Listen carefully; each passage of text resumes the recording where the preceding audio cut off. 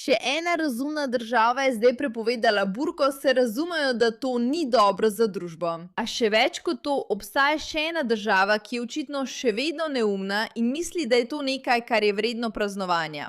In govorim trenutno o Nigeriji, ker je to prva nigerijska odvetnica v državi, ki je to postala medtem, ko je nosila nikab. In to so dejanske slike praznovanja. Mislim, če ste kdaj videli kaj manj slavnostnega, je to ženska, ki mora za svoje veliko praznovanje pozirati popolnoma zakrita, tako da dobesedno nimate pojma, kako izgleda, razen njenih očal in umetne lasulje. Mislim, še nikoli nisem videla česa tako smešnega in groznega. To ni preboj za ženske.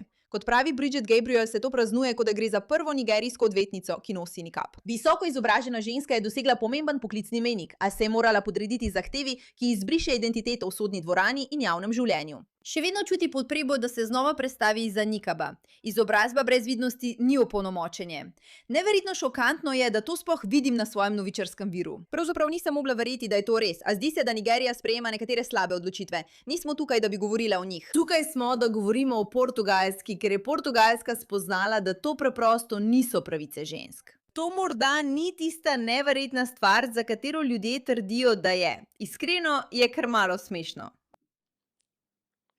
Če vprašate mene. Kakorkoli, dobrodošli v oddaji Pushback, govorimo o norih stvarih. In seveda, prepoved burke prinaša veliko vprašanj, ampak najprej poglejmo, kaj je naredila Portugalska. Parlament je julija 2026 sprejel pomemben zakon. Po tem zakonu je nošenje oblačil za prekrivanje obraza, kot sta burka ali nikab, na javnih mestih zdaj popolnoma prepovedano. Prekrivanje obraza na ulicah, na tržnicah, parkih ali kateremkoli odprtem javnem prostoru je postalo nezakonito.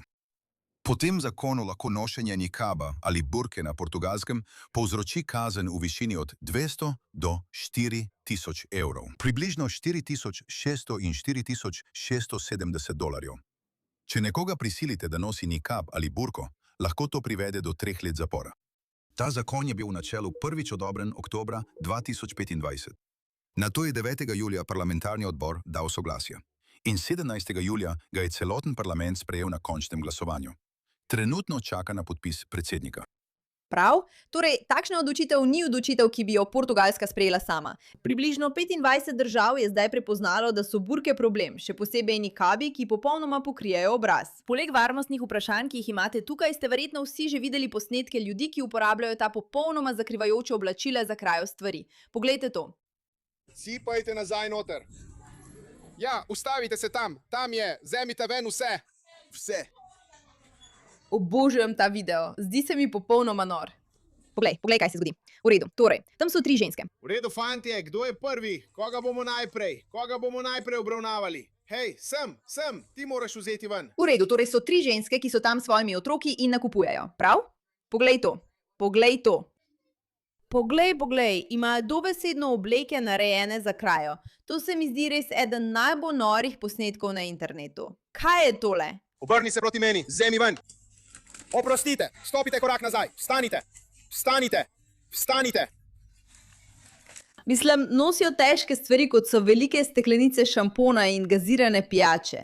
Ni tako, da bi imeli le nekaj lahkih stvari, ki bi jih lahko kar tako. Ne, oni pričakujem, da bodo vsak trenutek ven potegnili plenice. Mislim, kaj za božjo voljo. Pločevinke, to je noro. Ampak njihova krila so narejena tako, da lahko to počnejo.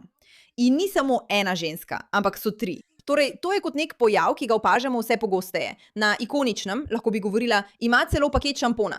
Vidiš to? Ali veš, kako težko je to? O moj bog, vidiš tisti ogromen kos mesa, ki ga je ukradla? Več steklenic. Poleg tega, da je že samo po sebi impresivno, da nekdo hodi naokoli v obleki, ki je narejena za krajo tega, so 3. Poglej, pazi to. O moj bog. Oblikovanje te obleke me res preseneti. To je ogromna steklenica Head & Shoulders. Ogromna. Veš, kako težka je? Mislim, moj bog, to je tudi ogromno pralno sredstvo. To se mi zdi popolnoma šokantno vsakič, ko to gledam. Ampak očitno je dejstvo, da nosijo dolga krila in lahko kradejo. Mislim, poglej to. O moj bog. Dejstvo, da lahko kradejo, ni dovolj dober argument za prepoved nikaba. Ljudje ugotavljajo, da ima to 2 vidika. Glavni argument proti prepovedi nikaba. Dajmo dokončati ta video, da bomo lahko govorili o tem. Poglej, koliko Head & Shoulders ter šamponov. To so 3 od teh žensk. Bile so dobesedno oblečene tako, da lahko kradejo te stvari. To se mi zdi neverjetno. Obstaja nekaj argumentov proti prepovedi nikaba. Seveda je prvi kritika z vidika človekovih pravic. In zelo boste presenečeni, ko boste slišali, da je to napisala Faryal Fatima za humanrightsresearch.org. Prav. Izražajo zaskrbljenost, da bi lahko splošna prepoved pokrival na obrazu na Portugalskem nesorazmerno prizadela muslimanske ženske in omejila pravice do svobode veroizpovedi, izražanja in osebne avtonomije. Spodbujamo portugalske oblasti naj zagotovijo, da so vsi sprejeti varnostni ukrepi nujni, primerni in v skladu z ustavo države ter mednarodnim odborom za človekove pravice. V bistvu je njihov glavni argument: moja obleka je moja izbira. Ciljete na določeno versko skupino. Brnim ljudem bi moralo biti dovoljeno, da iz verskih razlogov počnejo, kar želijo, če v to verjamejo. In tukaj je protiargument temu, ker je v tem veliko resnice. Verske svoboščine bi morale biti dovoljene. Ljudem bi moralo biti dovoljeno, da se oblačijo v skladu s svojo vero, razen kadar to postane nekakšen problem. Prav, kakšen problem bi to bil? Problem številka 1. Če je vaš obraz popolnoma prekrit, ste neprepoznavni. Prav, to je že samo po sebi varnostno tveganje. To vam olajša storitev kaznivih dejanj, omogoča, da počnete stvari, pri katerih vas ni mogoče izslediti, o čemer lahko razpravljamo kdaj drugič, če menimo, da bi morali biti ljudje sledljivi ali ne, in tako naprej. Ampak če ste popolnoma prekriti, vas nihče ne more videti. To je tudi v nasprotju s tem, v kar verjamejo te države. Verjamejo v to, da imajo ljudje svobodo in pravico, da se lahko prosto sprehajajo naokoli.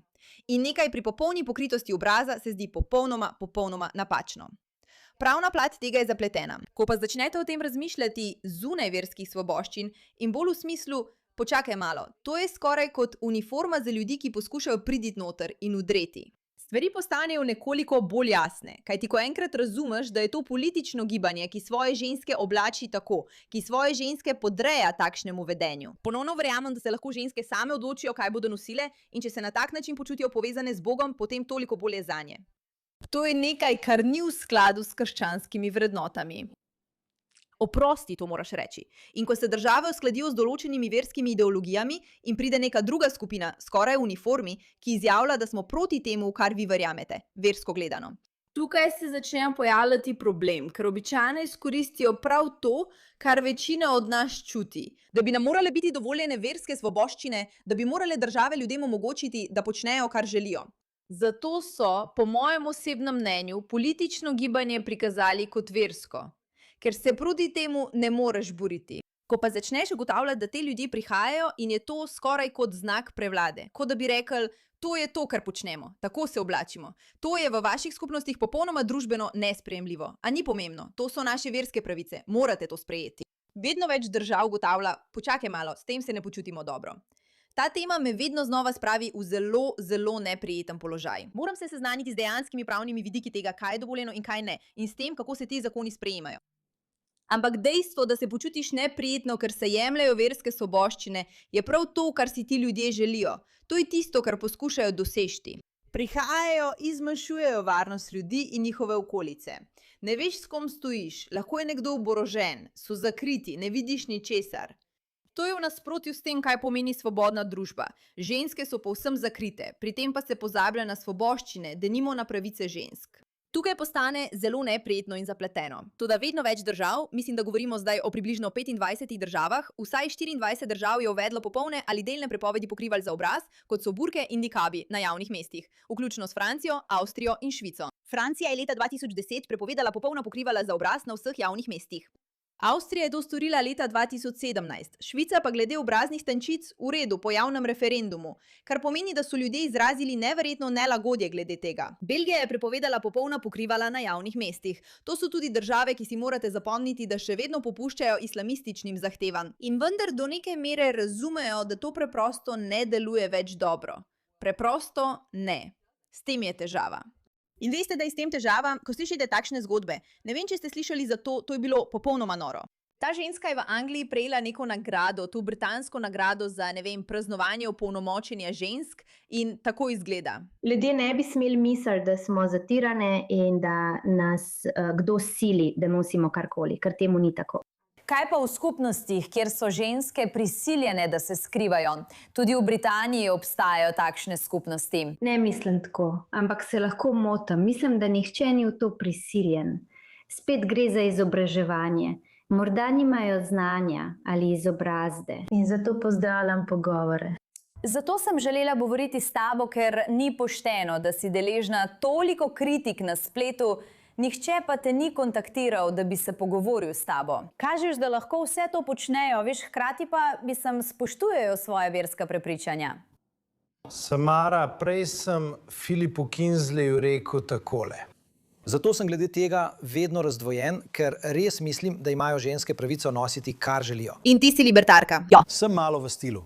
Delaj, kar hočeš s svojim življenjem. Ali se oblači, kakor želiš, v mejah razuma, dokler to ne škoduje drugim ljudem. To je moje celotno stališče do vsega. Svoboda posameznika. Torej, svoboda posameznika, da nosi, kar želi, mi je pomembna. Ampak moramo raziskati, zakaj ti ženske pravijo, da so se same odločile nositi tako oblačila. Seveda, morda so se tako odločile, ampak zakaj?